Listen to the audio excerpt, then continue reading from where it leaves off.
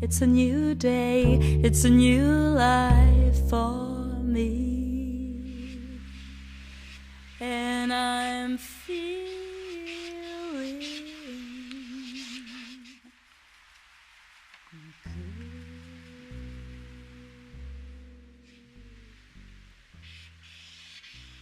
Je ne suis pas issue d'un milieu d'art, donc j'ai dû faire mon parcours toute seule. Et effectivement, vers 19 ans, j'ai quand même rencontré deux peintres. C'est la première fois que je mettais le pied dans un atelier sublime. Et là, j'ai compris que c'était mon univers. Donc, ils m'ont d'ailleurs dit vas-y, il faut que tu peignes. Parce que je dessinais seulement, hein, je ne connaissais rien à la peinture. Donc effectivement, je me suis mise à la peinture, je n'y connaissais rien et ça a fonctionné tout de suite. Donc voilà, et des choses simples, ça coulait. Voilà.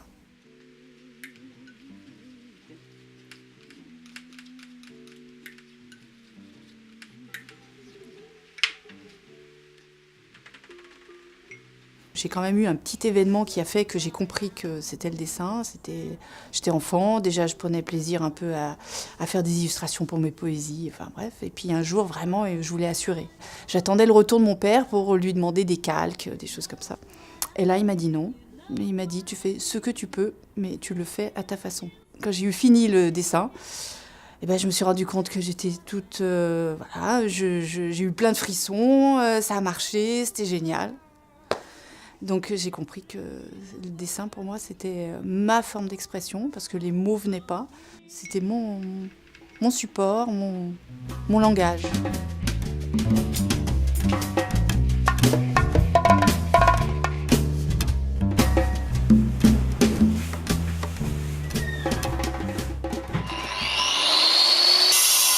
C'est un long chemin évidemment et j'ai été paysan d'origine.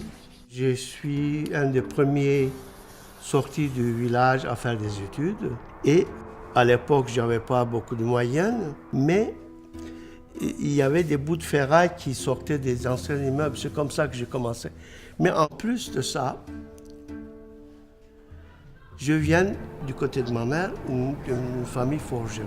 Et dans l'atelier forgeron, je tirais sur le soufflerie pour que le charbon rougisse le fer. Je regardais, j'étais impressionné. Et à un moment donné, je me suis dit, récupérer les fers, les vieilles ferrailles, ça prenait trop de place dans l'atelier. Ils ont leur passé, ils ont leur histoire. Enfin, je me suis dit, j'achète du fer tout propre, tout neutre, qui n'a pas d'histoire. En fait, ça a plus d'histoire encore. C'est là où j'ai découvert que derrière, il y a des milliers, centaines de milliers de gens derrière. Les usines faisaient des beaux, magnifiques tôles. Arrivé à l'atelier tout lisse, tout beau. Première chose que j'ai essayé de faire, c'est de ne pas bousiller ce beau boulot. C'est pour ça que mon travail est devenu très simple. Hein?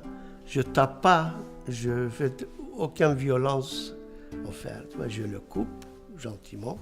Et je le soude, je le meule, je le soigne, disons.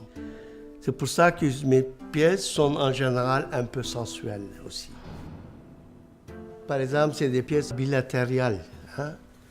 Donc, c'est des choses symétriques, souvent. La symétrie, c'est le symbole même de l'être vivant.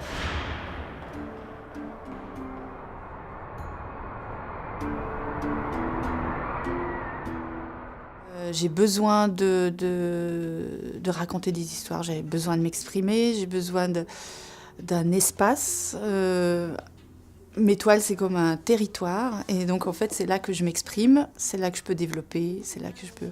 Donc, c'est forcément narratif, c'est forcément figuratif. Il y a toujours énormément de liens. Rien n'est anodin. Je ne surcharge jamais un tableau pour rien. Je bavarde pas dans mon tableau. Je vais à l'essentiel. Pendant longtemps, c'était d'après de littérature. Je lisais beaucoup, j'avais des tas d'images qui m'arrivaient, donc j'illustrais quelque part ce que je ressentais.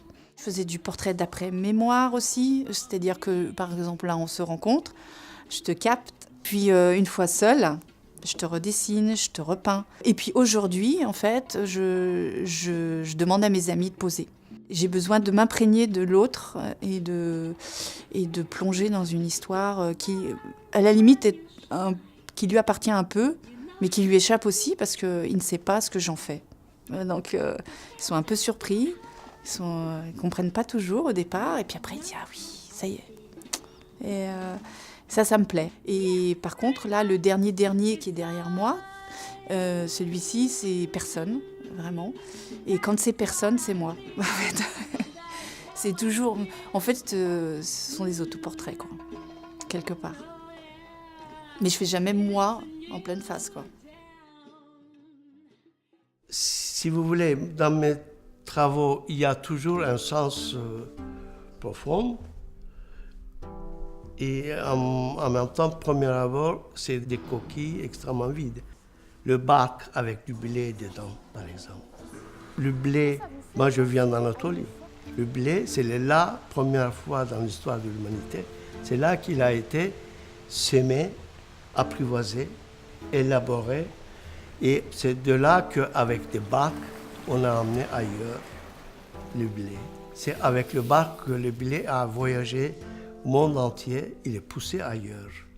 En même temps, les êtres humains, ils détruisent la nature, mais en même temps, l'être humain, il fait voyager les graines.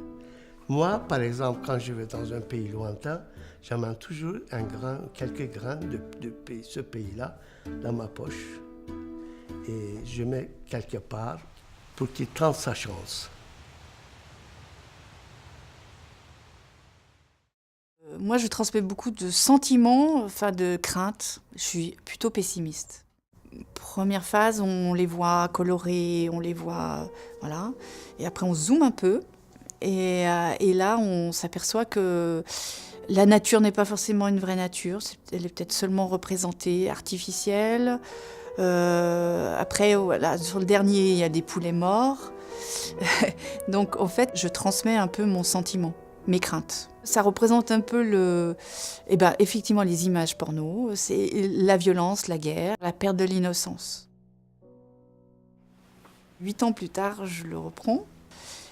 Et là, il y a un chat. Il est sans poil et il est tatoué avec une patte de poulet. Et en fait, cette petite, quand on la regarde, elle n'a pas du tout le regard innocent. Et quelque part, elle a compris, elle a vu, elle sait. Mais en fait, elle n'a qu'une envie, c'est fuir tout ça. Donc, il y a la sortie. Mais il y a tous ces rideaux et ça va dans le noir.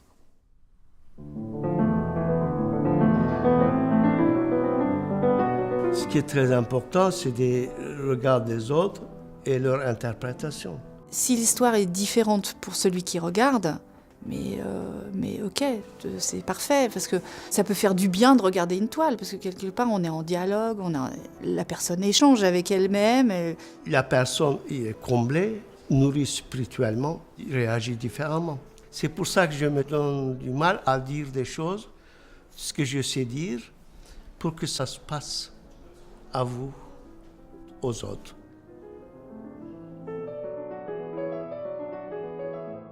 J'aimerais qu'il y ait plus de gens en fait, qui ont envie de se retrouver dans ma toile, d'avoir envie de la voir, en fait, d'avoir envie d'être dans mon univers. Si tu veux, l'individu veut sortir de son coquille pour devenir quelqu'un d'autre. Peut-être on est artiste parce qu'on a un gène mutant qui est plus développé que les autres, peut-être.